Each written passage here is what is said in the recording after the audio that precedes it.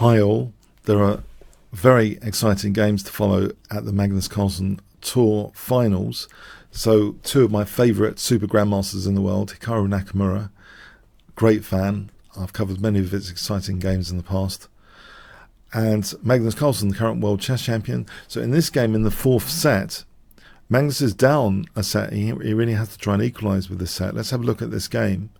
So e4 from Magnus, we have after e5, knight f3, knight c6, we have a classic Joker piano with bishop c5, white castles, knight f6, d3, d6, c3, h6, rook e1, black castles, knight bd2, a5, knight f1, bishop e6. It looks pretty standard stuff so far, but there's a crucial thing Magnus actually did in this position.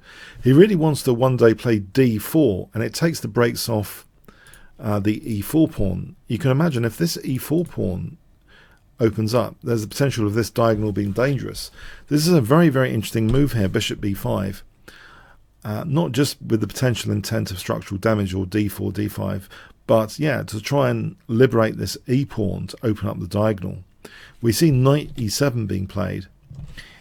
As another example, if rook e8, d4, this position, there is bishop b4 here, and perhaps d5 isn't so great there tactically, but white can just play rook e2 and keep d5 imminent. If black plays this, then this position is actually rather nice for white. Yeah, there are some tactical fireworks here on rook e8. Just to show that again, if instead d5, bishop takes, and there's a problem here, if it takes, then there's bishop takes d5. So there are some tactical fireworks behind the scenes. But anyway, knight e7 was played d4, and we have now e takes d4. So this concession, potentially this liberated pawn, means this diagonal could be dangerous. So we have c takes bishop b6, knight g3, d5. So black tries to stake a claim in the centre, e5, and now knight e4. And in fact, it's a kind of positional gambit. It's not really accepted. Black would be getting some interesting play, maybe even the pawn back immediately with things like queen d5 there, or pretty soon after rook a8. It seems as though this isn't a free lunch, this pawn. We have here instead bishop d3, and the knight actually gets out of the way. So this diagonal has been cleared up.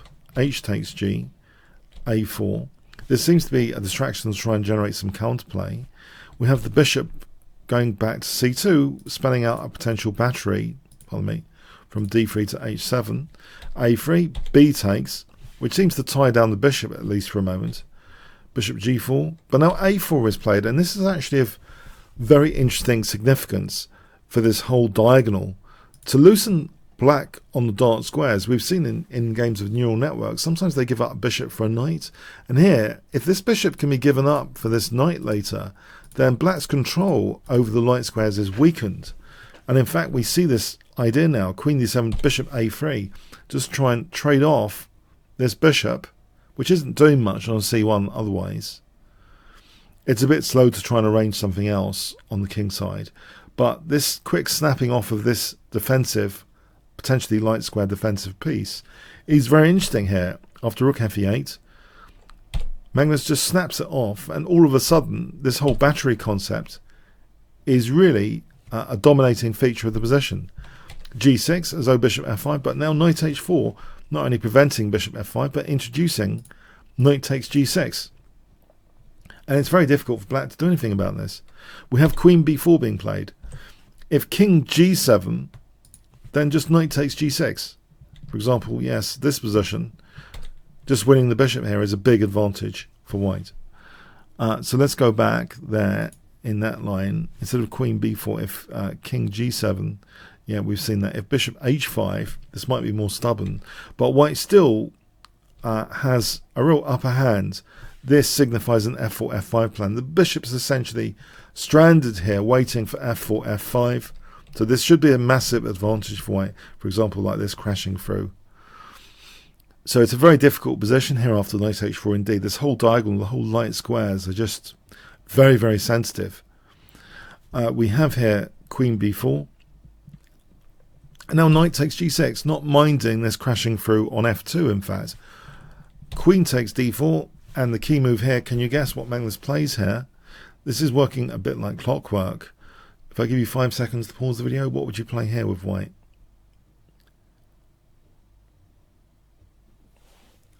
Okay, knight e7, it blocks the entrance of the king if that's taken. So king f8, just to put that on the board, if rook takes, then check, and you can see the entrance, it's stopped, it's checkmate there. So knight e7 check cannot be taken, so king f8. And the knight actually casually just takes black centre pawn here, allowing queen takes f2. So we have queen takes f2, king h2, and now rook ad8. And here things are getting really interesting because the white king is also potentially in trouble. If you can imagine a rook coming to h5, it will be checkmate potentially. We have rook f1 though, and here rook takes e5. The snag is here, this is very interesting. White can actually take on f2 because it guards that diagonal for a moment. It's not checkmate. We have rook d takes d5 being played. Very sharp position for a rapid game. If rook h5, then just king g1, and this position, queen h7, is good for white. And this is just going to be winning material for white with a big advantage. Let's go back to that critical moment. So rook d takes d5 was chosen. Here, let's just check this again. If bishop takes f2 here, you might have asked, it's not very dangerous. White is settling with the material up. It's no big problem. So rook d takes d5, and we have rook takes f7 check. So now black really is threatening rook h5 mating under these circumstances. But Magnus has this all under control. He extinguishes the threat spectacularly. Can you guess what he played if I give you 5 seconds to pause the video?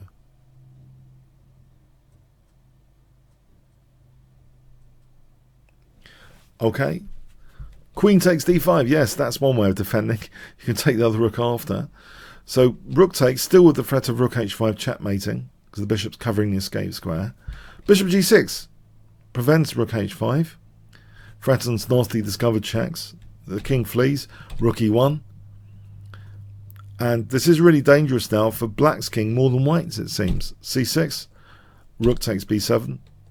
Bishop c7. We have check. King d7, and after rook h8, in fact, Nakamura felt, yeah, this is a resignable position now. There are big threats like rook h7 picking up the bishop. It's the exchange down, and also black is 2 pawns down. There's no mitigating circumstances here against the white king anymore.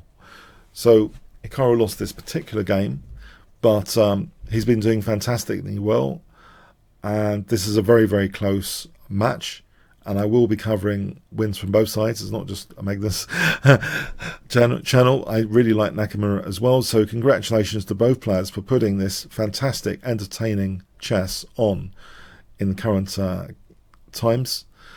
Brilliant stuff. And shows the popularity of rapid chess is really quite good for the online viewership, especially. So really, really exciting chess.